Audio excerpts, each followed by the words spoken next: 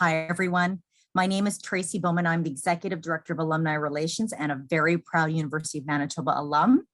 Welcome to What's New on LinkedIn this year webinar, which is part of the Career Lab program designed for new and recent University of Manitoba graduates and is generously sponsored by Affinity partner TD Insurance.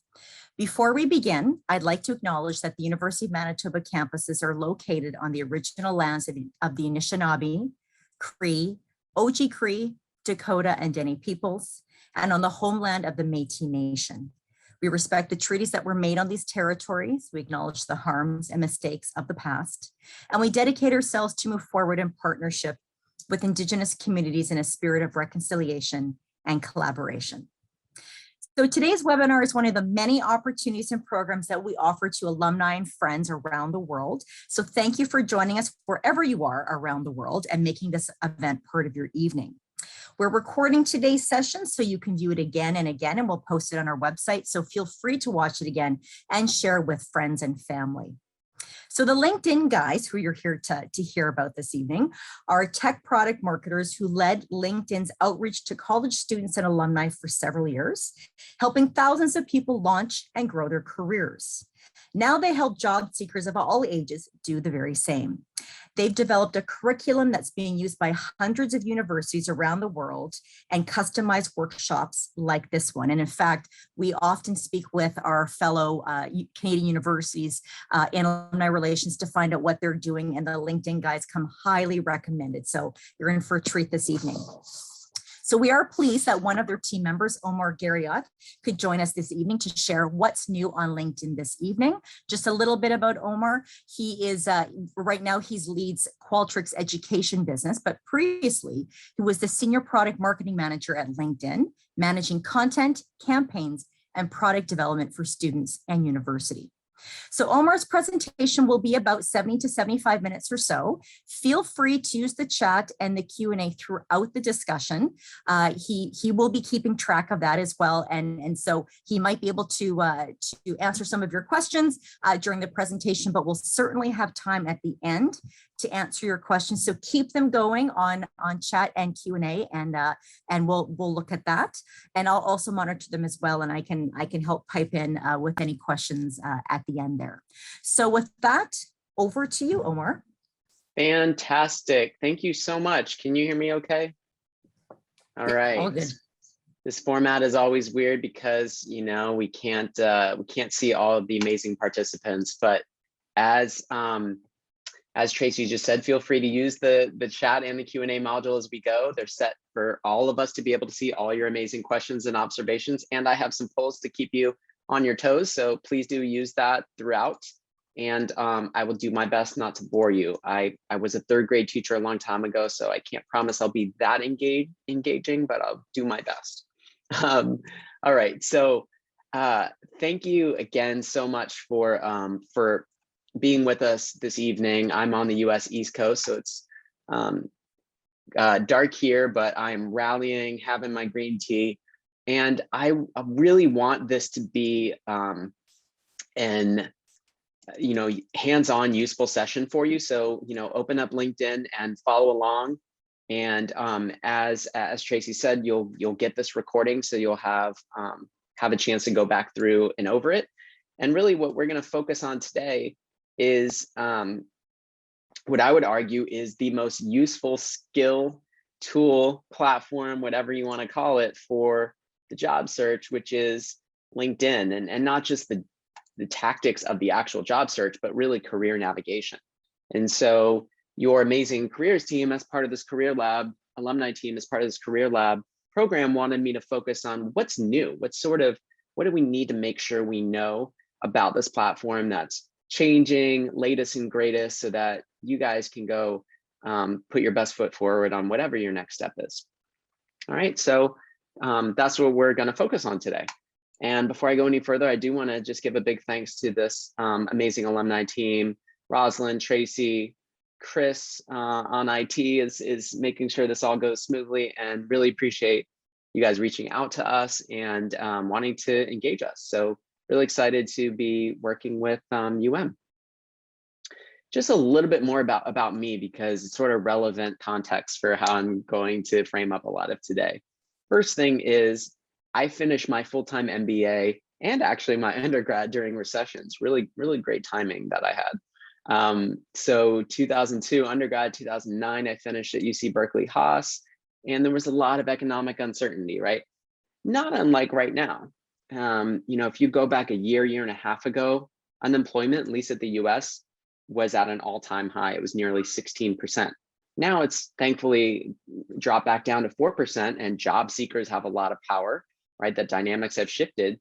So make the most of this rare opportunity that you have to really seize this shifting dynamic, because any of you who've studied economics know it's going to shift back at some point. But it's during especially these times when LinkedIn can be an invaluable tool. And even if you're not actively on the job market, making sure you build your network before you really need it, making sure that you have you're staying on top of jobs that are being posted that might eventually be a good fit, or might make you want to leave your current job, or get you off the sidelines, sort of watching what's happening and jump back in. And for me personally, at that time during my MBA program, when my offer was rescinded post graduation, LinkedIn really did become sort of my go-to, my best friend. And in that time since, in the 12 or 13 years since my MBA, I've worked at all these different companies, probably 7 or 8 different roles within them. And I have not actually applied to a single of any one of these companies, nor any of these roles I've had at them. I have been found for all of them, surprise, surprise, on LinkedIn. And that is because of 2 things: my optimized presence and my optimized network. And if you think sort of gaming the LinkedIn algorithm and all of that is just about your profile, it is not. And it's almost equally about having this, is almost equally about your network, the right kind of network, a selective, purposeful one, but also a broad network, because we all know 80% of jobs are found not by what we know, but who we know. And it's actually not who we know directly, it's who they know. It's the second and third degree, those weak ties, where we get the volume. So, this is your modern Rolodex in addition to your resume. And it's really important that you have the right network on LinkedIn to get found, get considered, get in the door, get a referral, and ultimately get hired. Okay, so just don't pay short shrift to that other side of the equation here. So I love LinkedIn so much that, in fact, I went to go work there. So, you heard that in my background, but I actually helped start the student, new grad, and college team at LinkedIn several years ago, along with the co-founder of this training business. So really coming to this with an insider, pun intended, perspective, but also a bit of a perspective, having been a hiring manager now for many years. And I have probably hired for, I don't know, 60, 70 roles. I have never once actually asked for a resume. And that's because, yes, I'm a LinkedIn fanboy, but also because LinkedIn is the world's, it is the job market, but for a hirer, it is also the resume plus, right? Is the resume plus aspiration. What do you want to do? What is your narrative around that? And not just a reflection of what you've done. It's your resume plus storytelling, that narrative, right? Why are you the right fit for this specific role that I'm looking for? It's your resume plus some humanity, volunteer interests, social proof. It's your resume plus some validation from other people. It's your resume plus some visual elements. It's your resume plus thoroughness, because you can, with collapsibility, you can get a lot more in there than you might on your 1 or 2 page resume.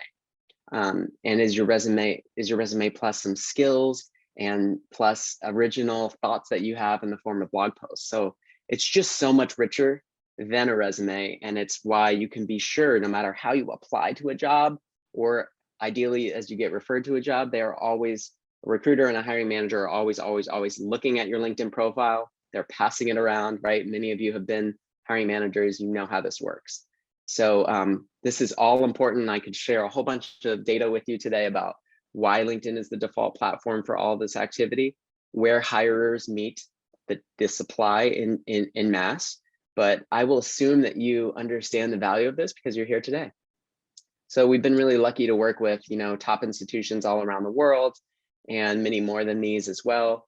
By the way, working with the Canadian Olympic Committee, which is kind of a cool partner, but who cares about all of them? Today, it's all about UN. I do just want to say, trust me that some of the strategies I'm going to share today will yield results. They will yield ultimately job offers, but also connection requests, inbound messages from recruiters, jobs that are the right fit for you, and much more. So, we've been implementing this program for several years now, and we offer a money back guarantee on our course, our online course, which I'll share with you at the end.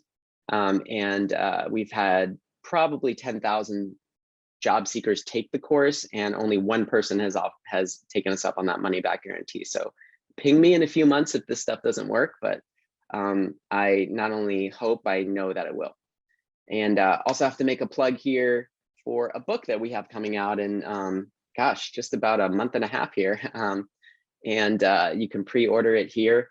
I'm plugging it, but I'm also wanting to point out that this is like, if you feel like you have sort of a deficit in understanding how to really tap this platform of LinkedIn and the real utility of it for the job search itself and for networking, you are not alone, okay? We got 6 offers from major publishers on this book because it's not that we're amazing. It's that there's just a dearth of understanding of really what matters on this platform for the job search itself. Obviously we love LinkedIn. We personally benefited from it. We see the value in it. We've seen it with so many of our clients, but it also can be confusing, right? A big part of the value prop of this book and this training is to demystify a little bit of what really matters in the job search itself for a job seeker to land in ultimately that dream job. And, because LinkedIn is, as I said, a resume repository. It is a job board, right? It is where positions are posted, sometimes only on LinkedIn, because they know that's where the talent is. It is also a professional content site, right? Equal in many ways to any business publication, maybe even better. It is a professional blogging platform. It is a networking, right? That modern Rolodex. There's LinkedIn Learning now, where you can actually upskill on certain, on basically anything that you want to learn. There's, and there's also the news feed and all the social features as a social media. So what we try to do with our program is try to help really distill for job seekers, whether you're, again, on the passive end of the spectrum or really actively seeking a new opportunity, try to distill what really matters on this somewhat vomitous platform for your purposes. And that's what I want to go over today, just to review sort of the basics, okay? And there's other trainings that we offer on this, but I wanted to make sure I touched on this stuff, and then we'll get into the what's new advanced hacks. All right, sound good? This is super weird for me not be able to see anybody's face, but I'm going to keep going. And I have done many of these webinars. It's not that, it's just that it continues to be weird for me as a former 3rd grade teacher. Okay, so please do ask questions in the chat or the Q&A if you have them. So I'm going to offer a 5-step framework for how hiring works, okay? And I just want to frame this up and then remind you of the quick ways in which you can hack each of these steps. Again, LinkedIn basics, sort of 101, all right? And I don't want to assume that all of you know these things. Again, we offer other sessions on this stuff, and we'll be working with Manitoba again. But I would argue it's really 5 steps, okay? Recruiters are looking for focused candidates who look exactly like the role that they're trying to hire for, okay? They are filling lots of jobs and filling the top of the funnel. They generally don't like to be super adventurous if they don't have to be, okay? And by the way, they're spending all day long in the LinkedIn Recruiter product, which allows them to get really filtered and find those exact candidates. And they pay $10,000 US a year to have a license to that tool, okay? Secondly, they're filtering out unserious candidates who have not engaged with the job market, who have not engaged with their firm, who are not connected into people who work at their firm, at their company. Third, they're going to solicit referrals from current employees because every company knows referrals are the best source of talent. They are most likely to get hired, like get through the hiring process. They stay the longest and they perform the best, okay?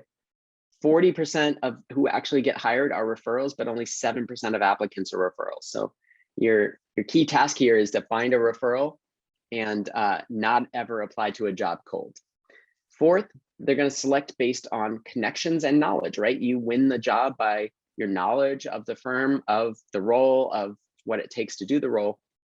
And then they're actually selecting candidates based on connections. And not just that, the algorithm is suggesting candidates to them based on how closely they are connected to themselves, to the person searching, which again is one reason why it's so important to have the right kind of network, so that network can work hard for you and get you found, get you discovered, get you considered. Lastly, if things get serious, or sometimes even earlier in the process, they're going to do a background check, of course, and a back channel check where they reach out to your shared connections. All right, so you can hack it using LinkedIn to get focused, to show up exactly like the job you want to find next. Secondly, to show you're engaged in a variety of important ways. Third, to find that lead and then warm them up to be a referral. That's so important. Fourth, to build your network in ways that are both purposeful and broad, and then also build your knowledge so that you can crush the interview and seal the deal. I'm going to talk more about that today. And then lastly, do your own background check. You can actually use LinkedIn to do that. Why should recruiters and hiring managers be the only ones who get to do that? All right, so just a few quick recaps of some of these basics that we go through in depth in our online course and in other trainings. One key thing to remember in this recruiter product that recruiters are using all day long, and they pay so much money to find the right candidates for, is that, as I said, this product allows them to order search. It actually just by default, not just in recruiter, but any search on LinkedIn, orders those results by connection proximity to the person searching. How closely are you connected to the person searching? And so the search results that I get are going to be different than the search results that any recruiter gets, are going to be different than the search results that Tracy or Rosalind get. Okay, so they've got this filter in the recruiter product where they can filter out people who are not connected into their company. And again, remember, the search results are ordered by how closely they are connected to the person searching. This is going to have implications for how we build our network. For example, the best nodes on LinkedIn, the best people who are connected to lots of other important people are recruiters themselves. So you should always be trying to connect in with them. Better yet, search for recruiters who went to University of Manitoba and are more likely to respond to your outreach. Okay, so that's one key thing. You also need to show you're engaged by following every company that you might want to work for. This is another filter in the recruiter product. They can filter out people who have not engaged with their talent brand, which basically means, are you following them? So this is a simple action that you need to take for every single organization that you might want to ever work for. And you can follow an unlimited number of organizations. All right, it's a little bit annoying, but if you do that, you'll make sure that you pass through these recruiter filters. Also critically important on your profile itself are keywords, keywords, keywords, keywords. And they matter in this order. First, your headline, which is that most important real estate on LinkedIn, is the most character limited, right underneath your name. This is what we know recruiters skim to get a quick sense of who you are, and also what the algorithm prioritizes most. So it's doubly important. And this should be aspirational, not merely reflective of what you've done. What do you want to do next? And you can always qualify it with aspiring or future or whatever you want to sort of make sure that you feel like you're telling the truth. And you can hedge that by turning on your bat signal and showing that you're open to other opportunities, including other job titles you may not be able to feel comfortable getting in your headline. Second most important section to the algorithm is your summary section. This is your about section, but I still think of it as a summary. And that is a really great place to have the following format. First, few sentences, 3 or 4 max, on what connects the dots of your professional and even academic, if you want, career. Okay, connecting the dots for the recruiter and the hiring manager, not expecting them to do it for you. That is a big mistake that job seekers make. Secondly, you're going to have 3 bullets of the greatest hits, the SportsCenter version of your resume. okay? Accomplishments, not just responsibilities. Lastly, you're going to have a paragraph or two that are chock full of the keywords that show up in the job descriptions that you're most interested in, okay? You'll say expertise in, or specialties in, or if you're still a student, perhaps, or a grad student, you could say coursework in, or you could even say coursework in if you're, an alum, and get those keywords in that are the right fit for that specific job you want to be found for next. This is assuming you know what that job is, which we have lots of strategies to help you with. And then lastly, your actual job experience and the skills you have related to that, because those are indexed by the search algorithm. LinkedIn's algorithm, being unsophisticated, is going to say if you have been a brand marketing manager, you are probably a good fit for a future brand marketing manager job, right? Because that's in your experience section. Also, don't forget about the volunteer experience section here. This is a great way to get some of those keywords in if you haven't actually done the job you want to be found for next. And with the right keywords in these places, you get 40 times more profile views by recruiters. So these keywords are really, really important. And I'll just put in the chat one bonus hack here, which is a site that we love called jobscan.co, which allows you to get scientific about what are the right keywords I need for the job I want to have. All right, let's talk a little bit more about what makes for a truly discoverable profile. And it's basically, whoops, my formatting's off here, but it's basically optimizing for the human recruiter, which gets you 13 times more profile views with, for example, a good profile photo, and then the computer algorithm, all right? And for the human recruiter, it's all about profile photo and that headline area that they skim. And for the algorithm, it's all about those keywords and building the right kind of network that will rise you up in those search results, okay? All right, so please do put any questions that you may have on that quick basic summary of LinkedIn 101. Again, we do 4-hour-long trainings on some of that stuff. I've just scratched the surface. With that, I'm going to take a sip of tea and move on into our new and important LinkedIn hacks. What's new this year? In here, I'm going to ask you to start with a pop quiz. I had a mentee back in the day. Why did he want to become a criminal forensic scientist? Any guesses? And you can think to yourself, but if you're feeling adventurous, I'd love to see some answers come up in the chat.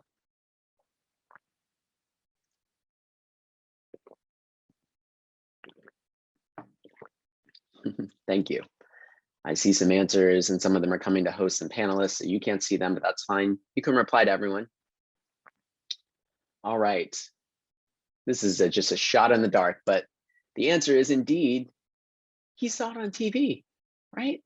So and this was a college student, okay? This was not like by the seat of his pants. This was how he was literally making decisions about what to major in, what to study, and what to go on to do next. And so my suggestion is to actually research the paths of people from specific majors, disciplines, and really understand what those jobs are as you try to get focused for a specific thing that you want to be found for. And there's some new tools on LinkedIn to help you do that. And a sort of a larger framework that I think is really helpful is to think about, sometimes people are a little bit wary, especially if you're further on in your career, of switching industries, for example. I want you to think less about being wed to a specific industry and more about what is your cross-cutting, cross-industry skill set. How can you make a functional argument to say, yeah, I might have worked in, healthcare, but what I have is a transferable skill set to make a pivot into a different industry. And it's more about the skills as a way to make an argument, as well as researching the paths of fellow alumni who've gone on to do these cool things. So the first thing I want to show you here, the first hack I want to show you here is something called the Career Explorer, which is a tool that is in beta within LinkedIn. And this is a tool that's going to help you make that skill argument, okay? So I will put the link in the chat here. but this is sort of a skunkworks project for LinkedIn, and it's a pretty cool way of visualizing. I'm going to assume you can see my screen. It's a pretty cool way to visualize different types of roles, the skills that are commonly associated with them, so you are likely to have if you have been in them. And then, there's this whole demo you can scroll through. And then what kinds of roles have skill overlap with that kind of role? If you are sort of more open to potential possibilities, this can help you get specific about what that sort of Venn diagram is for jobs that basically require similar skill sets. And you can also, of course, here search for those jobs and do all kinds of cool little pivots on, show me these specific skills, what jobs have similar skills. You can enter your job here, and you can sort in different ways too, around similarity score, but also, how popular these jobs are, and change the metro location. So play around with this, again, to try to make that argument that it's your skill set that is a transferable piece for whatever you want to do next. And that's always a compelling thing to raise in your interviews anyway, right? It is proving out with stories and examples how you've basically already done the job that you want to have next. That's always the most compelling candidate is those who can say, yeah, I might not have done this exact job, but I really know what this entails. For example, I've run effective, engaging marketing campaigns, outreach campaigns as a sales rep. I could do that as a marketing manager. And it's always really helpful to have specific examples there, of course. And we'll talk more about interview skills at the end. All right, so that is one hack. My favorite way to understand the different paths that are available are to look at the paths of alumni who have blazed these trails for you, and learn from them, and also potentially add them to your network as those future referrals. And so for this, you're going to use my favorite hidden gem on LinkedIn, not just because I helped build it and ship it when I worked at LinkedIn, but also because it's really useful, and it truly is a hidden, which is the LinkedIn Alumni Tool. And the best way to know what's available to you, of course, is to talk to people who've actually done these things. And this tool allows you to quickly filter the paths of all of these alumni of this great school and what they've gone on to do, so you can see what are those paths that are literally available to me because people have already done them. So here you can see the 110,000 people who are affiliated with, in the education section of their profile, the University of Manitoba. Now, they may not have graduated, but they are listing it on the education section of their profile, and thus are proud of it, thus are 1 degree removed from you because you have that shared affiliation. So play on the power of that shared affiliation and use them to your advantage. The way that you get into this tool is just to search for University of Manitoba up here in the search box. And then you'll land on a page here that has these different options in the top ribbon. Just click alumni. And here's where you will see all of the alumni of this wonderful school. And you can see where they live, where they work, the actual companies they work for, what they do, so the function that they're in, what they study, which could be a good way to connect in, right? Fellow psych major here, skills that they have, and then really importantly, how you're connected. So I'll just show you really quickly the power of this tool. Let's say that you want to get into a finance function. All I did was click finance in the what they do row here. And if you're really following along, you might have noticed all of this dynamically updated. Let's say I only want to see the University of Manitoba grads who are in finance and live in the Vancouver area. I just click that row, everything dynamically updates again. And with just 2 quick clicks, we have narrowed down that 110,000 alumni to 215 who might really be able to inform our career paths. Let's say that I like these 3 banks, RBC, these are OR operators, so I can add multiple, CIBC, or Scotia, okay? And now I'm down to 21 alumni with just a few quick clicks. And the best part about this tool is if you scroll down, you can actually see who they are, right? We're clicking on their profiles to learn about their career paths, and then we're gonna add a personal connection request asking for 20 minutes to meet with them next week, because next week is always better than this week, and not just leaving this at a mere connection request. If we think those career paths are potentially informative for us or particularly interesting. Okay, so that's the alumni tool. And by the way, this exists for any school that you may have been affiliated with, not just Manitoba. All right, let's get back to the deck here. And I see a question. Thank you. We'll register that and keep going. All right, next pop quiz. So that's hack number one, adding to your network with, letting the paths of the alumni inform how you get focused and what you want to do next, and then using that career explorer to really get some science on how skills overlap with your future potential roles. And Shailesh, I got to the alumni tool just by searching in the top search box here for University of Manitoba. Right here in the top left, I just searched for University of Manitoba, and then I clicked alumni here at this top ribbon.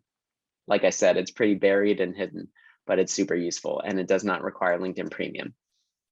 All right, next pop quiz. Let's say you wanted to learn data analysis and move into that field. How much does it cost to learn that?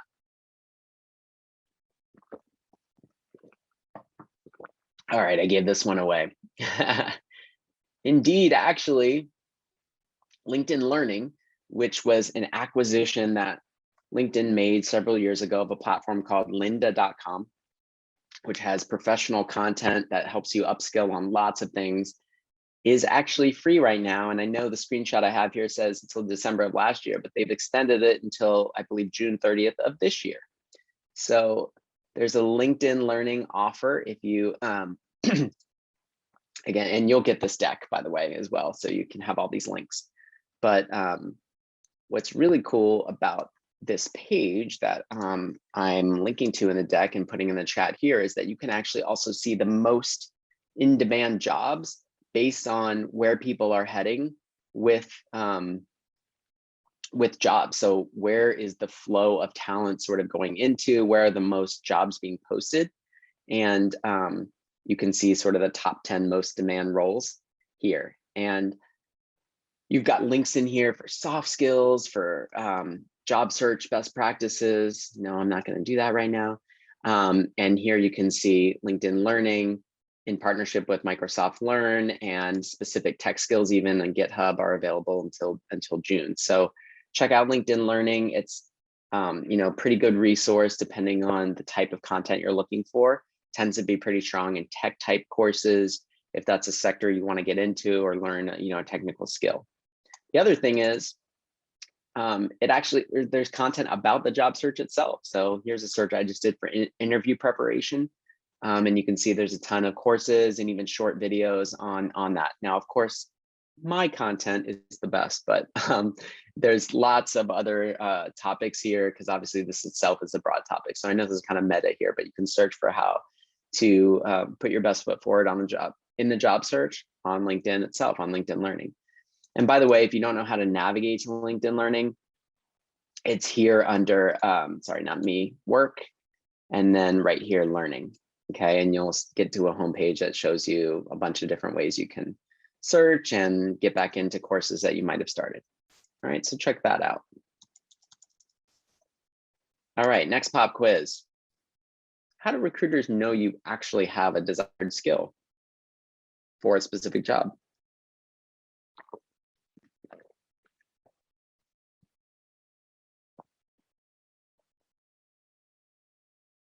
All right, I see some C's sent to hosts and panelists. I see a B with a question mark. Trisha, you should turn that B question mark into a B exclamation mark, because indeed, there are now skill quizzes you can take on LinkedIn to verify that you have a specific skill, okay? And this is a new feature called skill assessments. And so let me show this to you, but first I just want to say a word about why this matters, okay? First thing is that remember that skills are indexed by the search algorithm, okay? So while it's not important to be endorsed for skills, it is important to have the right skills on your profile that tie to the job you want to have next, okay? And so you can select up to 50 skills, and I'm just taking you into my profile now. By the way, here's my summary section in sort of that format that we were talking about earlier, which is right here in the about section, right? 1 or 2 sentences that, max 4 that give a good summary overview of what you've done professionally. Those 3 bullet points of your greatest accomplishments, not just responsibilities, but accomplishments. And then most important part, that paragraph or 2 of the keywords that show up in the job descriptions you want to be found for. But really, I want to show you the skill section here, okay? And this is typically the bottom of your profile, right? In my case, I've already added a bunch of these. So all you need to do, is edit, but you can also hit the plus sign if you want to add skills. And you can add up to, I believe, 45, maybe 50 of these. Again, it doesn't matter if you're endorsed for these, it does matter that you have them on your profile. Now, the part that you can additionally represent if you have a specific skill is to actually go ahead and take a skill quiz. And these are the skill assessments, all right? All you got to do is answer 15 multiple choice questions and be in the top 30%. They'll say, okay, you have this skill, you get a badge on your profile. It's just an additional signal to recruiters and hiring managers who may be on your profile that it's a source of validation of that specific skill. I'm not saying that this is equivalent to a degree in a certain subject or even other types of courses, but it is a visual signal, at least with a badge. Couple things about this. I recommend that you only take these assessments for certain types of skills, okay? I would argue that if you're, working professional of, a certain level, or maybe you have an advanced degree, candidly, even if you, have just an undergraduate degree, I think there are skills that are sort of expected as table stakes for a lot of the modern knowledge work, at least, right? So maybe it's not just think about what you're communicating if you were to take, because you can take a skill assessment here in things like Microsoft Office or Excel or PowerPoint. And while those are, you can certainly go do those, I think perhaps you are signaling by doing that you know about this feature, but you haven't, but you don't actually have skills that may be sort of a little bit more rarefied air, right? The Adobe creative set of tools, a programming language, etc., SPSS, those kinds of things. So I'm not suggesting you don't do those, but just think about what you're communicating if you have badges for things that don't really set you apart in the market, okay? And of course, only take these for skills you actually have. We don't want people being badged for things that that you don't actually have as a skill. LinkedIn is not going to communicate in any way that you failed this assessment or anything. It's just going to give you the badge if you successfully complete it in the top 30%. Okay, but I wanted to make sure you knew about that. Again, the most important part here is not necessarily the validation of those skills in the form of these assessments or referrals. It's really that you have them on your profile in the first place. Okay, so don't neglect that skills section, just like you shouldn't neglect the volunteer experience section. And then I don't really, I'm not really going to get in too much into this, but I do also think it's good to have one recommendation per job you've been in. Doesn't really matter who it's from, but try to get one per job that you've been in, just because that's a nice source of validation when people do land on your profile. All right, Olawole, I don't know if I pronounced your name right. I don't actually know. So the question was, can you remove a badge? I would assume that you can. By just probably removing that skill if you do that and then going back and adding it again. But test that out and let me know. All right, I'd like to just pause here in the middle of these hacks to just say a word because I just mentioned skills. I'd like to say a word about what does and doesn't matter on LinkedIn, which is sort of advanced and some new features as well, territory. And so here's some things that don't matter on LinkedIn. And when I say don't matter, I mean don't help you in the job search, right? First is status updates. It's not really social media, it's a professional platform. So it's not Twitter, status updates don't really help you. The only data point that I know of is that posting a status update, that people will see in their news feed, gets your company on average one additional job view. So if you are really a company person, you care about that, that's the only value. Sometimes I've seen people use that effectively with like tagging people that they want to give a shout out to or something. But in general, status updates don't matter. Secondly, endorsements, as I said, that's a very weak signal. No recruiter values that because your mother can endorse you for your Excel skills, okay? The skills are indexed by the search algorithm. Endorsements themselves are not a valid or valuable signal. LinkedIn Premium, you don't need a premium account. It doesn't rise you up in the search results or separate you in any way. If you do, the only time you need it is if you hit a paywall with a lot of advanced people searches. And you literally have to be doing hundreds of those searches a month to hit that paywall because LinkedIn is saying, well, you seem like you're acting like a recruiter, you should pay us more. And so if that happens, you can always trial LinkedIn Premium free for 30 days while you're in that heavy search networking mode. I would say your alumni team, your careers team should have premium accounts, but you don't need to as a job seeker, especially if you're not super proactively networking. And then lastly, engaging with content. Again, in the news feed or anything like that, doesn't really matter. It does give you some benefit in teaching the algorithm the kinds of content it should serve you. But because it's really not that valuable, it's a social network, my argument is, then this kind of stuff is just in the nice to have territory. What does matter by contrast are these things. Number one, not posting activity or updates, but rather posting articles. Okay, because LinkedIn as a blogging platform now is a way for you to make yourself a thought leader on something. Show your original thought on something you read, an event you went to, anything at all. It's really helpful, especially if you're looking to make a pivot into a new type of industry or job role, to show that you actually have something to say about that. Maybe you even really want to work for a specific company and you want to talk about what Google's strategy should be in emerging markets, right? Write something original about that. This is great for two reasons. One, it gets distributed throughout LinkedIn because LinkedIn has built-in distribution, right? It also gets attached to your profile as activity, so anybody can see any of these posts that you've made. And I would argue this is actually a useful thing to post. Secondly, skills and skills assessments as opposed to endorsements. We talked about that. Third, demographic information. You can now say, specify certain things about yourself, especially if you're an underrepresented job seeker. You can now specify that. And if you ask me my opinion, it's only a matter of time until LinkedIn will make that searchable for recruiters because it helps them find underrepresented candidates. And then lastly, engaging with content doesn't matter, but engaging with recruiter messages really does matter. Okay, not to bore you, but LinkedIn's business model is, by far swings in the direction of recruiters, right? They pay their bills, they keep their lights on. 3/4 of their revenue comes from recruiters and hirers, maybe a little bit less nowadays.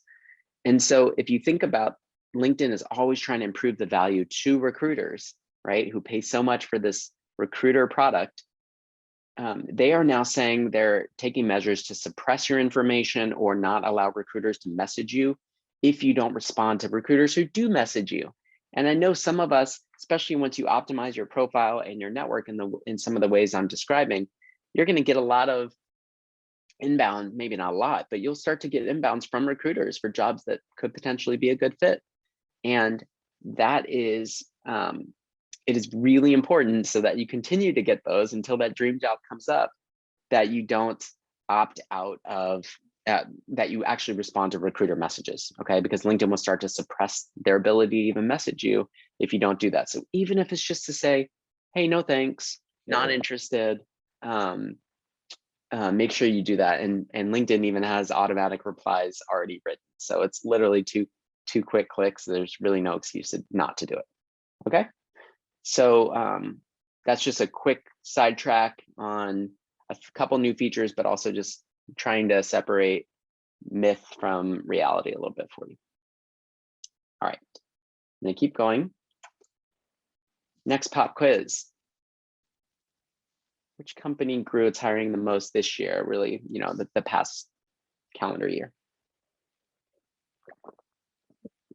Maybe people are Googling these companies, but.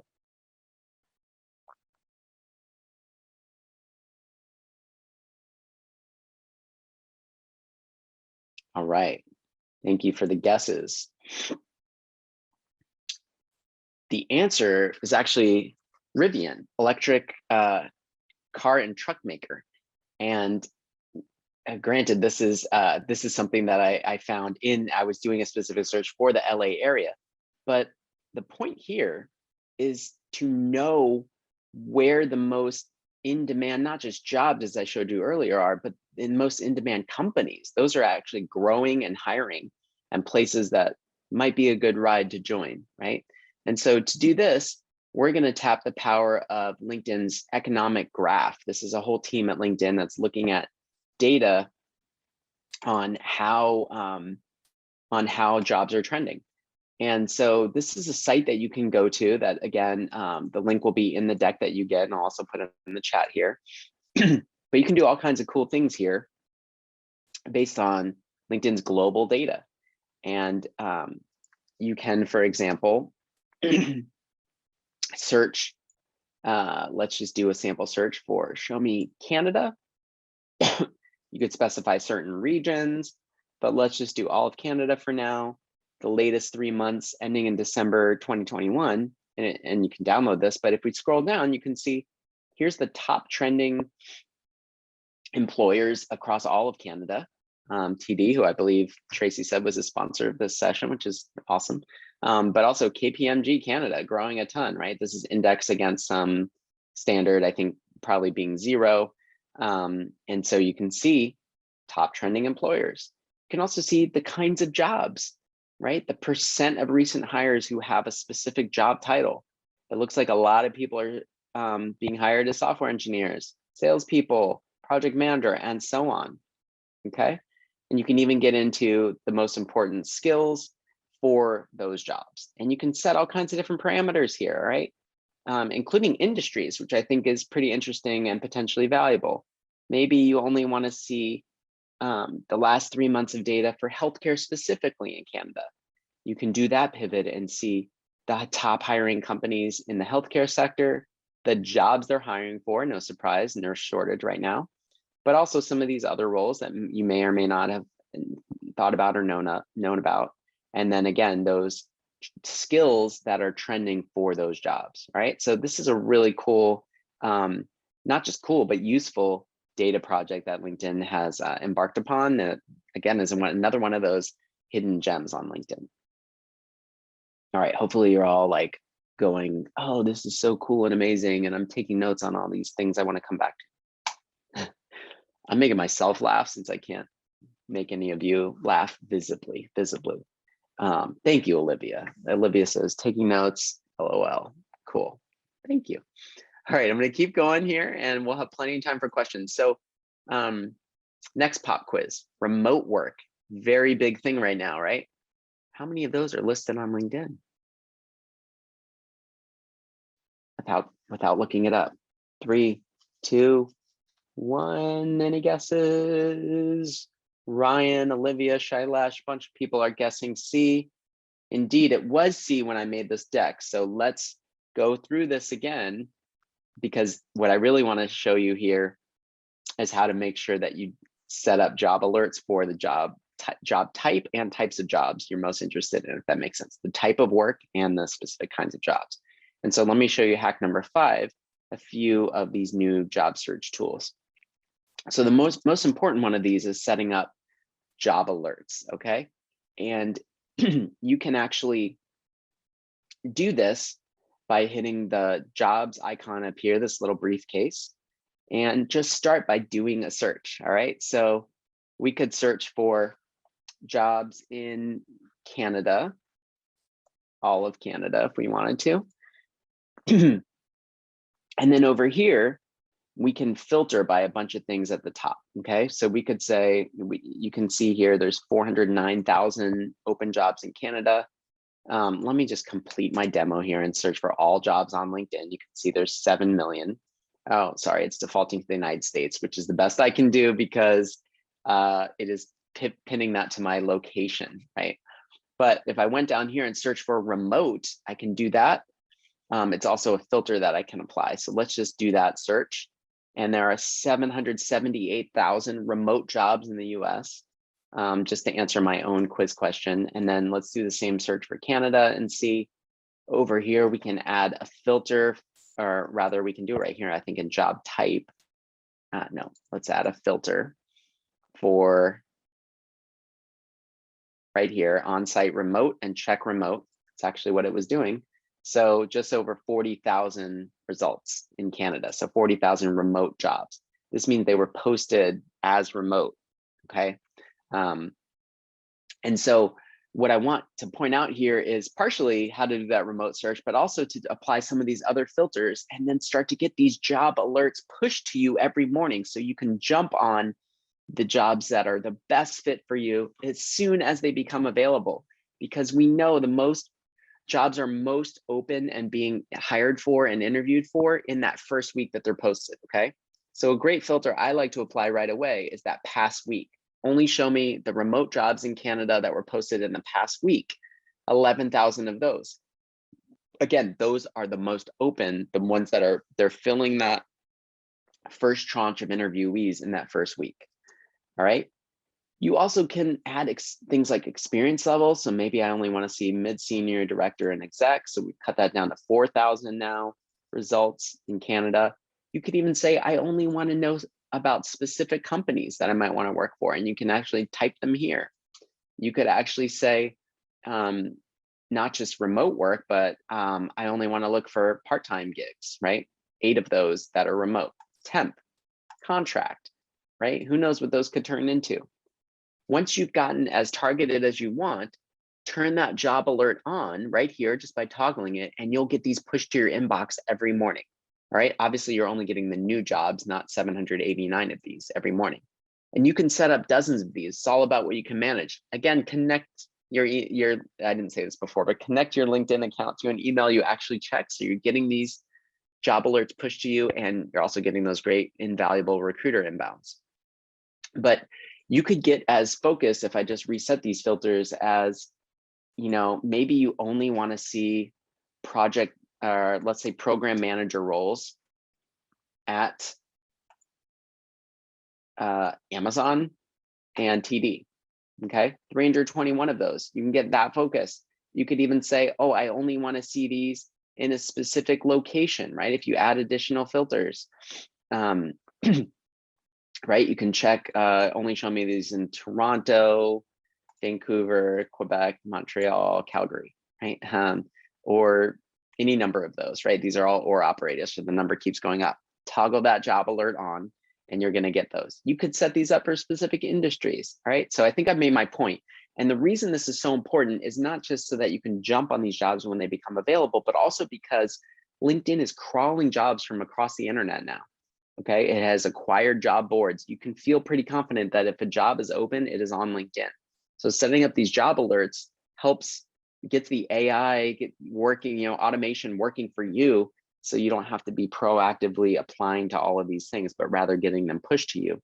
The second thing is, as I said, many jobs are only on LinkedIn because companies pay to promote them on the site. All right, so and yes, Olivia, you can do all kinds of searches here. You don't have to search for a specific job title. Maybe I rushed through that a little bit too fast, but you could just start a search for only show me the jobs in Toronto, right? And actually, I recommend that you do Greater Toronto because that's going to catch the outskirts. So 77,000 open jobs, and you can apply any number of other filters here for things like specific companies, the type of work, location, industry, job function. You can even search for jobs that have under 10 applicants or have people that are in our network, a fair chance employer, which you can learn more about, salary. There's a whole bunch of other things you can search on here, not just title. Title is the most specific if you know what you want to do next. All right, so that's really important, and really important to like make sure that you get the interview and are getting these jobs pushed to you again so you can jump on them. And I just highlighted here on the slide that you can indeed search for remote, not just for those locations that you might want to physically be in or are in now. Here's a bonus hack related to this. You can actually in your settings signal to recruiters if you've set up specific alerts for their company. You can actually signal to them that you've done so. This is not just hand raising to them that you're interested in their company, but actually sort of shooting your arm way up in the air, right? And you can do this in your settings under privacy and data and privacy, I believe. All right, here's another job search related hack, which is when you view a job, scroll all the way down and look at similar jobs, all right? If you go to a company page, which you should be doing if you're serious about a company, right? Just in plain old LinkedIn. And remember, I said you got to follow all the companies you might want to work for someday. If you search for a company, you land on their company page by just clicking on the first result there, and you follow them, you'll get other usual suspects that you might also want to follow. If you're interested in them, you just click follow, follow, follow right here. Okay, I'm going to unfollow them because I don't know much about makeup. But if I click this jobs little ribbon here at the top, in the top ribbon, this top nav, you will see, in this case, 114 job openings. And when I click on, so while at the company level, those were usual suspects, right? If I'm interested in L'Oreal, I may also be interested in Nestle, right? Paris-based companies that are in consumer packaged goods. But if I look at specific jobs, here's where sometimes I might get some unusual suspects, all right? And to do that, we'll just click into one of these jobs. Let's just stay in France. And now I'm on a specific job page. If I scroll down, hopefully I'll get some companies that maybe I didn't actually consider, right? And these are largely pivoting on location. Unilever I might have considered, but do you know these other companies? Maybe not. So if you're in that mode of sort of wanting to expand your target list of employers, my point here is simply to look at the similar jobs at a job level, not just the companies, okay? So clicking into the actual jobs that you get in those search results and then scrolling all the way down, basically. All right, next hack, take a guess here.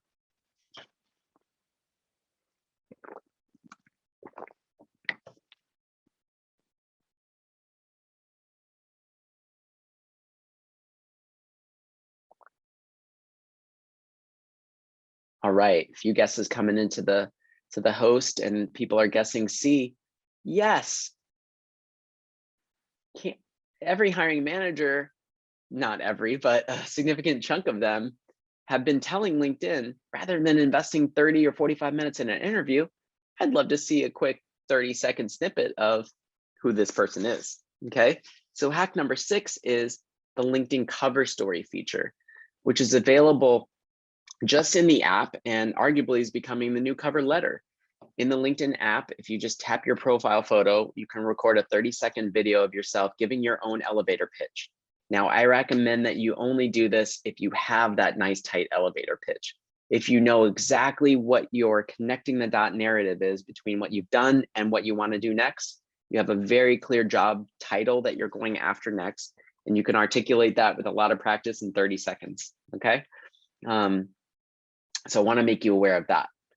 Also related to this for sort of discovery and personal branding, there's not just the cover story feature, there's also this new creator mode, which allows you to optimize for followers as the key action. But more importantly than that, as opposed to connections, more importantly than that, it gives you these hashtags right at the very top of your profile where you can add up to 5 things, topics that you know about. And there's no skill assessment or anything like that. You just add them and it shows up right underneath your headline at the top. So if you really want to get into a certain type of role or a industry that you might not have a whole lot of substantive experience on, why not just say you are interested in or talk about some of these topics, right? Software as a service, sales and marketing, whatever it is, and you can add up to 5 of those. So do that. And there's also LinkedIn Live and stuff, but who cares? Again, not really social media. I think if you're going to invest the time in creating content, a blog post is an original, sort of making yourself a thought leader is a better way to go. But wanted to make you aware that this is now possible too. In LinkedIn's never-ending quest to be Facebook. This is being recorded. I probably shouldn't say stuff like that because I wrote a book and I want to stay on LinkedIn's good side. All right, so that is cover stories, creator mode, and talking about topics that tell the right story for the thing you want to do next. All right, next pop quiz. What % of employers plan to move to video interviews indefinitely?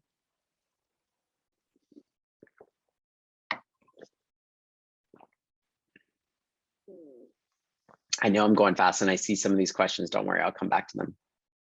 All right, thank you, Shailesh. Thank you, Olivia. Thank you, Kara. So this number may be ticking up, but B is actually the answer here. So, we live on Zoom. We're on one right now, and companies have realized employers have realized there's a lot of efficiencies there, right? You don't have to do all the travel thing. You don't have to necessarily, you can wear pajamas on your bottom, which and your bottom half, which I may or may not be doing right now. I'm not actually, but there's a whole lot of efficiencies to be gained, and I think companies are realizing this, and it's sort of here to stay in many ways. Again, I wouldn't be surprised if this percentage is ticking up, and someone probably just Googled this as I was going and is going to correct the record. And so hack number 7, I'm going to spend a few minutes on because it's all about making sure that you have the right approach to your video interviews and are prepared for those. And so there is a bunch of tools. There are a bunch of tools on LinkedIn here that actually help answer specific questions, and that you can sort by specific category. So here are the 26 most common questions in general. You can actually say, okay, I want to see the 20 questions that they've indexed for SDRs, right? Or software engineers, okay? And so they've indexed this. You can actually practice and get feedback both from your network and or from your from AI. Like LinkedIn actually has AI powered interview practice where it's looking at things like how are you answering this question, cadence, your as I just said, and things like that. So you can practice and get feedback. But most important thing here is just to know what kinds of questions you should be prepared for. Now, let me get qualitatively into some best practices for interviewing that isn't necessarily about LinkedIn, but this video interviewing that we know is only going to increase in this time. There's another thing that's sort of increasing in the virtual environment, which is that we know half of hiring managers make up their minds in the first 5 minutes. Are they going to hire this person or not, right? We're making sort of snap judgments. And I would argue that this is even more important for virtual interviews, right? This is kind of like we're all multitasking. Let's be honest, it's really hard to keep people's attention. And so, Paula, I see your comment about this is a nightmare for shy and introverted folks. That's true. But and it's definitely true, but here's some comfort. While it is true that, not just half of people are making their decisions in 5 minutes, a third of people are making those decisions in the first 90 seconds. That's barely any time. And of course, as you said, half of candidates lack confidence in interviews. But guess what? These are not rational tests, okay? The way, sitting on the other side of the table, I'm not looking for you to say the right things to get the job. What I'm looking for is you to tell the right story, show you can do the job through your story and examples, and then actually kind of to want to work with you as a person, all right? And so there's 2 key things, especially, this is true for any interviews, but especially true for video interviews. And it's about demonstrating both warmth and competence. Warmth because you're on a stage, right? I keep taking sips here of my water. You probably can't tell, but I'm actually like yelling through this, not yelling, but I'm animated, even though it's late for me. And I'm really trying to put energy in right now so I can sort of reach through the screen and reach this faceless webinar audience. Okay, so that's important. And then also competence. Why are you the right person for this specific job? And telling a purposeful story, because guess what? You're on the clock. Let's be real. People are they want to make sure you are the right fit. They're ruling you out quickly, and you have to be really practiced at telling that tight story. So let me just give you a couple quick examples and formats. And I don't want to take too much of a foray into what your career or alumni team do really well, but I am sort of passionate about this topic. So I think I just want to cover this real quick. I showed you how LinkedIn can help you answer some of these key questions and what the questions even are, but let me just give you my own framework. All right. First thing is, where do we start every interview? Tell me about yourself, right? And there's two things I want to say here. One is, you should have a prepared answer for this that is tight. I interviewed someone a while back who gave me a 16-minute answer to this question, right? That is kind of inexcusable. Not just that, I want to know, I don't want to answer this question as the interviewer, right? You've got to look at my profile before we do our interview. And that's true for the whole panel that you're interviewing with, because it's right there, it's public. Don't ask me about myself, ask me nuanced questions about why I made the career choices I did, how the cultures compare, etc. Okay, so do your research on your interviewers. Now, here's an example of how I can answer that tell me about yourself question, okay? I went to, undergrad, I studied education and poli-sci. I taught for a couple of years, but then I wanted to do something else. I worked in the nonprofit world and I wanted more business skills. So I went to business school. I chose Haas because it's got a good culture. I'd like to work for a place that has a good culture, right? This is low competence because it doesn't have any structure. It doesn't say why, it doesn't tell a purposeful story, right? It's randomly, arbitrarily chronological. This tell me about yourself does not have to follow any specific chronology. It's whatever you make it. It's also low competence because I don't know anything about this person, right? I'm not particularly connected to anything that they're saying. Now, here's an example of a high warmth, high competence way I can answer that. All my life, I've been super passionate about using technology to help improve kids' lives. So I started as a teacher, teaching kindergarten, teaching kids how to use tech platforms like Keynote, for example, because I wanted them to be able to have new opportunities their parents could.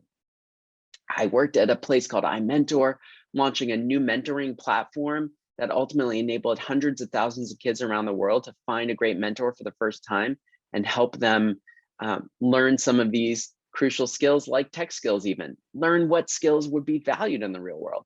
And I'd love to now use that same passion for technology and education to work for a company that has even greater scale than hundreds of thousands like LinkedIn. All right, so this has a high competence because it has a structure. It tells a purposeful story for a job that I'm presumably interviewing for at LinkedIn and the education team for purposes of the demo. And then also it's high warmth because I know something about this person. And there's a lot of studies that show people connect to authentic passion, even if they don't necessarily agree with it. Maybe you don't think technology and education or for kids is a good thing, but you can sort of, what resonates is that I think it's a good thing, okay? So find what that touchstone is, that passion point is for you, all right? Another way of looking at this structure, of course, that I'm sure you have learned and know is sort of passion, evidence, and tie back. And this is a format that I like. If you think about leading with the thing that is connected, that's going to be high warmth, right? In this ADD sort of Zoom world, what I'm going to connect to is what you feel passionate about, what you connect to. Then I'm going to show that with proof points and examples, and then I'm going to tie it back to the job that I'm interviewing for. So think about passion, evidence, tie as a format for this question. All right, I want to cover one other typical question, which is those behavioral questions that are actually shown to be the best predictors of future performance. Not any of these silly brain teasers and things, and even consulting case interviews, but rather the behavioral interviews actually tell the most about how you're going to do in the job. And employers increasingly know this, right? So these are typically the tell me about a time questions. And so let's take, for example, a time you influence the team. Here's low warmth, low competence. I could say, when I worked at this nonprofit, we had customers that they didn't like all the bugs in our tools. So I called up our developer and I said, hey, you got to fix these. You're in breach of our contract. And I just stayed on top of them until we got it done and we increased satisfaction. All right. This is not warm because it doesn't particularly show that analogous thing to passion in our own story, which is empathy, right? Humanity, right? Because again, we need to connect with the people. We want to work with, not jerks. And then secondly, competence. There's no real specificity here that says why I, solve this problem. And this is a crucial thing. Oftentimes we're interviewing people, I interview personally people who use a lot of we statements. I love that. And I know Canada's a little bit of a different culture than the US, where we're a little bit more individual centric. But in an interview setting, just like on your LinkedIn profile, it's okay to puff your chest a little bit. It is actually a place to be a little bit bolder because you are trying to not just get through the algorithm and make sure you optimize yourself in those results, but you're also trying to stand out a bit, right? So I want you to, especially in your interviews, think about how you can tell these stories shifting from we statements to more I statements. That's what I want to know. I'm interviewing you, not the team. And so here is, by contrast, a way you can answer that that's high warmth, high competence, right? We had a big challenge when I worked at this NGO and I managed our tech platform for mentors. It was too buggy for our customers, but also our developers were super stressed out about it. And so I didn't know what to do. I felt all this weight on my shoulders to fix this for the whole organization. But I realized maybe I should take a step back and really understand what both parties were going through here. Our customers that were frustrated with the bugs and our developers who didn't know how to solve them and were feeling stressed about it. So what I did was take a more user-centered design approach where I spent multiple hours each week with both audiences. What were their biggest challenges? And I realized actually there's only a few bugs that customers really cared about. And the developers were focused on all these things that they didn't actually care about. And that's why they were stressed. So I took all this insight and this regular communication with both parties, reprioritized the bugs that I wanted the team to focus on. And we focused on the biggest rocks, getting those out of the way in a month. And ultimately, we retained all of our customers during a really difficult time in the Great Recession, right? High warmth because it's empathetic, right? We start with a sort of a human connection and something that doesn't just feel like rote corporate exercise. And then we've got all those details with I statements about how we actually solve this problem. And of course, the format here that we all know is situation, challenge, action, result, right? SCAR, or sometimes just PAR is a simplified way to do it, right? Problem, action, result. And you always want to have that format with these questions. All right, so just want to sum up before we get to questions in our last 10, 15 minutes here. The hacks that we went through today, and those were the Career Explorer, LinkedIn Learning, skill assessments, economic graph, new job search tools, including setting up those job alerts and letting recruiters know that you've done that for companies, cover stories, and then making sure we crush our interviews. A few links I want to share here. And one is our book, which I'll just put in the chat. If you're so inclined to want to check that out, appreciate it. And then you can also get 90% off our $99 US course, which walks through all of this and much, much more. Because again, we only focus on what's new here. On demand at your own pace. There's homework, there's checklists, there's a profile grader. If you just ping us at either info@linkedinguys.com or follow us on Twitter and send me a DM, would really appreciate that anyway, even though they'll follow. I'll share with you a special code that you can use to get 90% off our $100 course. So you will also have that for the rest of your life and career if you sign up. And that when I do send you that code, if you DM us, that's a link that I do want to keep to within the Manitoba community if possible. Because we have lots of job seekers who are paying way, way, way more than that. All right, so with that, thank you. I am going to turn it back over to Tracy, who's come off perfectly timed off mute, and see what questions folks have that I didn't get to, in addition to any new ones that you want to pop in. So thank you for that. That was amazing. I learned more in that hour about LinkedIn than I've ever known for years. I definitely need to do my own homework on that. So thank you for all of that. So Omar, you did a wonderful job. Basically, all the questions that were thrown at you during the presentation. Paula had a question she just posted right now, which is, I noticed that you had some numbers data in both of your high competence messages. Is it important to include some statistics or numbers to boost your speech?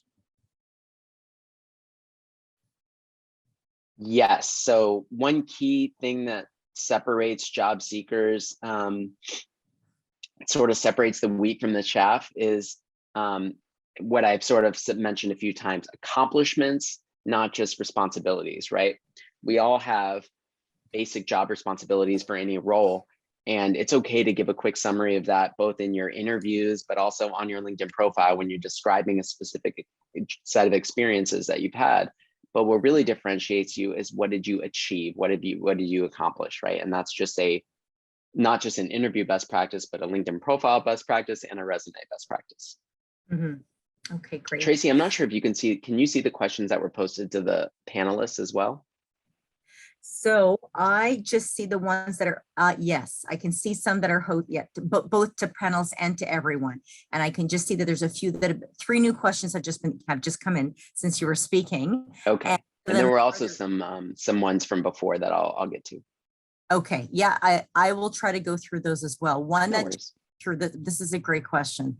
Are there any risks of your coworkers or employers viewing your profile while you're exploring job opportunities? That is a great question. So one thing I didn't talk about that we talked about in our other trainings is shining your bat signal that you're open to new opportunities. And this is right on your profile. If you click this open to work here, you can actually specify the titles that you're interested in. If you don't want to get those into your headline for whatever reason, right? Whether it's a signal to employers or because you haven't actually had that job, the kind of work you'd be interested in, locations you'd be interested in as well. This is all indexed in the recruiter product, and so not visible to regular members who may be viewing your profile. And then what I recommend is that you have 2 options here. You can make this visible only to recruiters in that recruiter product, or all members, right? And if you are truly on the market, especially before you're going and connecting with a whole bunch of people, it might be good to have this photo frame open to work. But in general, we know that recruiters tend to prefer, this is just speaking in generalities, passive candidates as opposed to super active ones. So this photo frame can sometimes actually be not necessarily the best signal to send. I think it can be okay if you're really truly open to work. But I would always recommend you start, at least for a few weeks, with making this only visible to recruiter. And as you can see here, they say, we won't show this to recruiters at your current company. So as long as you've listed your current employer as the place you are now, recruiters using that recruiter product, or even hiring managers who use it, like I have for my company, won't be able to see that you are open to work, which is just a little filter and a flag underneath the search results in the recruiter product. And this has been the case for a little while now, and I've yet to hear a horror story about it. So that's the primary way in which you can signal you're on the job market without signaling it too broadly to raise flags with your current employer. And then beyond that, you just want to be mindful of how you frame your headline, how active you are in posting things and things like that. But we know that people are most active on LinkedIn when they're searching for a job or hiring for a job, and that's just sort of the reality. But I would start by shining this bat signal only to recruiters. Okay. All right. Good tip. A question that came in from Kara is, thanks very much for the practical tips. Wondering, what is the purpose behind are you interested in the salary for this position that I see in a job posting? There are hardly ever salaries. That's LinkedIn wanting something from you, which is not that, it doesn't fall under the framework I try to apply today, what's actually useful for you. It's LinkedIn saying, basically, should we push employers to provide salary information for these types of jobs? Oh, okay. So you're not going to get any benefit from that. Don't worry about it. Okay. A question from Paul again came in. Any advice for people in a creative field and their LinkedIn profile? Yeah, that is a great question, Paula. All of what I said applies. The only thing that I would say you want to focus on a little bit more disproportionately is using LinkedIn as a bit of your creative portfolio, as it were, because it does have such great visual elements, being a website. And remembering that you can feature specific content here, so you can actually pin content up here that you want to people to locate first and foremost on your profile. But also you can add your own, you can add rich media, you can add presentations, you can add PDFs, you can add links to other websites, you can upload content, projects, anything that you're proud of and are okay making public, and you can pin it to specific parts of your experience, right? So you can see, and actually I'm just getting weird views because you're viewing my own profile here, but if I view my co-founder's profile, by the way, great headline here, right? Aspirational for the job he wants to have next. You can see featured content, but you can also see media that he has uploaded. And, I would just think of this kind of thing as your creative portfolio, attach it to a specific part of your experience or to that top of your profile so everyone sees it. And this just falls under that general category, similar to blog posting, original content, which is show, not just tell, right? LinkedIn is a place to not just say you have certain skills, but show them. And that's especially true, I think, in the creative realm, right? So you can add all kinds of different content that you want. Don't go overboard here. Many people in the creative fields have, their own site that they want to link to. So pull out a few key things that you're proudest of and then link back to your own site, for example. But, having a few pieces of content here attached to specific things that you've done, whether it's a role or a academic experience, is totally appropriate. Okay, great point.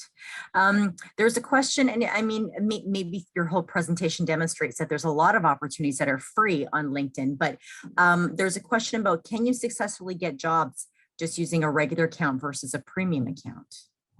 Yes. So I know I was going really fast, but remember I said LinkedIn Premium does not matter. The only way that you're going to hit a paywall using LinkedIn without premium is if you're doing a lot of advanced people searches. And so you just do this. Whoa, what is that? I don't know how that happened. You just do this by hitting enter in the search box and then clicking people. And this is in other trainings we'll do for you later, Tracy. But if you do advanced people searches by clicking all filters here, this is going to basically allow you to cut down the 804 million members on LinkedIn, the nearly billion members, and target specific people who could be good referrals, maybe even hiring managers to get you in the door for the places you want to work most. And it's when you do these searches, literally, dozens, if not hundreds of them, that within a month that you'll hit a paywall. So LinkedIn Premium does not get you higher in the search results. It doesn't differentiate you in any way. It just allows you to do these kinds of searches, which, again, if you hit that paywall, just trial LinkedIn Premium for free for 30 days while you're in that heavy connection mode. And Tracy should have premium. You guys don't need to. Okay. All right. I'm looking at a much earlier question. Is that okay if I? Yeah, go ahead. Yeah. So Janelle asked, what do you recommend if you want to move from government to the private sector? How do you increase your network outside of government? And that's a really great question, because a healthy network is a diverse one. A healthy network is one that isn't just consolidated in specific industries or even locations. You want to have people who can be of service to you in ways even yet unknown. And the best way to do that actually is a super advanced hack, which is to use LinkedIn's contact import tool, to expand your first degree connections very broadly. And you find this by clicking My Network at the top here, and then Connections on the left. Oh, I have a nice even 5,700. And then over here on the right rail, you're going to add personal contacts. And here's where you can sync up all of your previous emails, your phone book, et cetera, and add to your first degree connections really quickly. This is helpful because, and when you do this for the first time, you'll have hundreds, if not thousands of people that LinkedIn is going to suggest you connect with, and you can individually check them off to say no to certain people. But this is really great because by connecting broadly, you are inherently building in that diversity that you're mentioning, and that is so important in your network, right? Because you can't possibly know the 500 to 5,700 people that someone else is connected to, and you're inherently getting diversity when you get breadth. All right, so check out that tool to add to your first degree connections really quickly. And I'm really getting into like bonus hack territory here, but you've stayed with me this long, so I want to appreciate you for doing that. Mm-hmm. There's a question about removing a badge. Did you talk about that during the presentation about how you can remove? I did, yeah. Mm-hmm. Okay, all right. Another one is, is there a way to set up alerts for yes. a company without filtering for exact job title? Yep, I think I answered that real time. There's a number of ways you can search. And yes, this is being recorded and you'll get the deck. Please do try to keep those within the Manitoba community, but I know they're going on the website, so whatever. Paula asked about to add that hashtag for creator mode. So let me show you that real quick. If you just go to your own profile, you will see this option to, now where have they put this? Okay, creator mode right here. And when you click on that, this is part of that creator mode. You can add up to 5 topics that you talk about, know about, that again, you want to be pointed to the thing you want to do next, whether it's an industry or an actual role. And this is also going to make the default action for you when people view your profile to follow you as opposed to connect with you, but they can still connect with you. It doesn't matter. It doesn't really change much. The important thing is that you get these topics in there that you want to say, yes, I'm credible on these, and have that show up very prominently right underneath your headline. I'm just suggesting that you sort of use this creator mode feature for something it wasn't really intended for, which is to say, you know about certain things. Okay. Thanks for asking that, Paula. Did you see the question from Novella about displaying your education credentials? So should you display them after your name recognition, or should you just leave them in the education section? Great question. It is a good question. I know what I think, but Tracy, do you want to say anything about this? So in my LinkedIn profile, I don't believe I've got, I think I just left my education in my education profile rather than putting them after my name. That I would, in maybe an email signature, I might change that, but in LinkedIn, I wouldn't, I would just leave it in the nice tucked away spot where education is. Yeah, I agree. So here's what I would say. I think it is totally, so basically I think what this question is asking is appear in the headline, or actually even after your name, do you want to say, in my case, Omar Garriott, MBA? And what I would say to that is, it is appropriate and LinkedIn standard to do so if you have a terminal degree. So if you are an MD, PhD, JD, that kind of thing, sometimes it can be relevant for industry, highly industry specific certifications. So CPA, MFA, right? But in general, I think if you don't have a terminal degree, so an MBA or some other master's, generally speaking, is not a terminal degree. It is not, or it's not a really valid credential. Like sometimes people like to put, Six Sigma certified or project management or whatever. I think that that is not communicating a truly differentiating thing about you. So I would leave it out. I agree with Tracy. Okay, good. And I think the last question is, what do you think the highest paid job to recruiter interest is? So again, you'll get this deck and you can see the jobs that are most in demand for companies using that economic graph.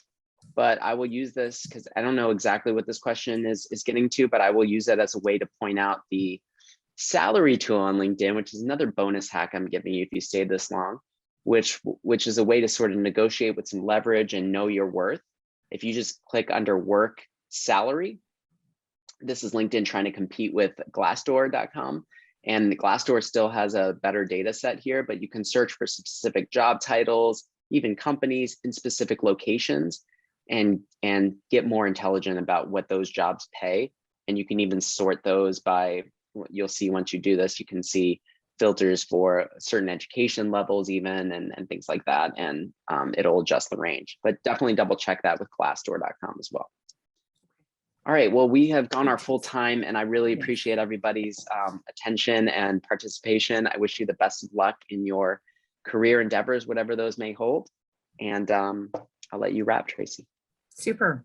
Yes, so thank you, Omar. That was an exceptional presentation. So much to learn on LinkedIn, and just judging by all the questions in the comments and how long people have stayed, I know they saw value. So just for everybody who's on the call still, Omar or his business partner will be back again for another session in the spring. So stay tuned with what that next session will be. But as we've recorded this, you will be able to look at this again. You'll see the slide deck. So if you weren't able to take all the good notes that some in this presentation were, fear not, we will provide that presentation to you.